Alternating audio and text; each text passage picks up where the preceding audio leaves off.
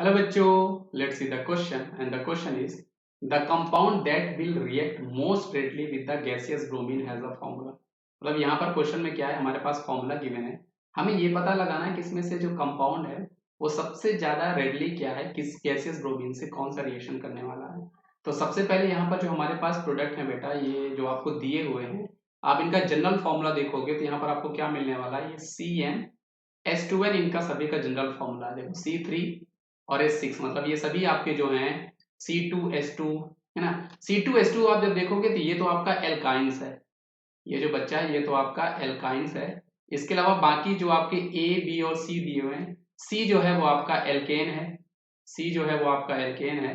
Option number A जो है वो आपका एल्कीन है, ऑप्शन नंबर D आपका ये भी आपका एक तरह से एल्कीन है।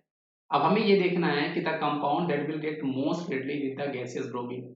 तो एक्चुअल में यहाँ पर बच्चों आपको ये समझना पड़ेगा, क्योंकि ये तो आपको पता ही है आपका एल्कीन हो जाएगा, जिसका इससे मैच होगा तो वो आपका एल्कीन हो जाएगा। अब हम इस क्वेश्चन को सॉल्व करते हैं। सबसे पहले आपको ये पता करना होगा कि ये जो रिएक्शन है, ये जो मैकेनिज्म फॉलो करेगी इसको हम लोग बोलते हैं फ्री रेडिकल सब्स्टिट्यूशन रिएक्शन। ये आपकी फ्री रेडिकल मैकेनिज्म को फॉलो करने वाली रिएक्शन है ना। फ्री रेडिकल मैकेनिज्म को फॉलो करने वाली रिएक्शन है।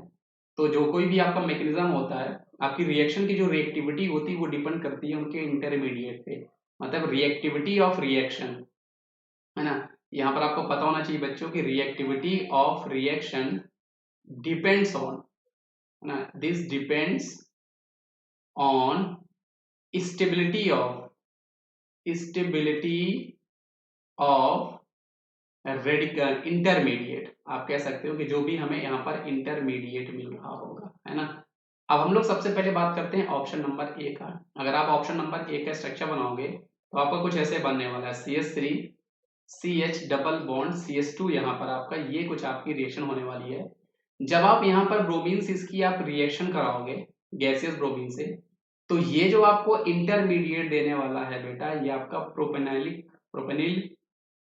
है ना, फ्री रेडिकल देने वाला है। मतलब यहाँ पर आपको कुछ ऐसा मिलने वाला है, CH2 CH double bond CH2, ये आपको यहाँ पर फ्री रेडिकल इस रिएक्शन में मिलने वाला है।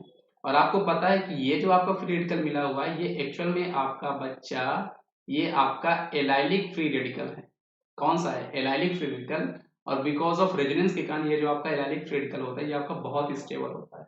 और अगर ये बहुत स्टेबल है तो इसी की जो रिएक्टिविटी होगी वो सबसे ज्यादा होगी, यही आपका मोस्ट रिएक्टिव होगा।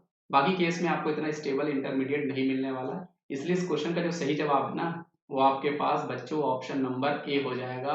Option number A is the correct answer for this case.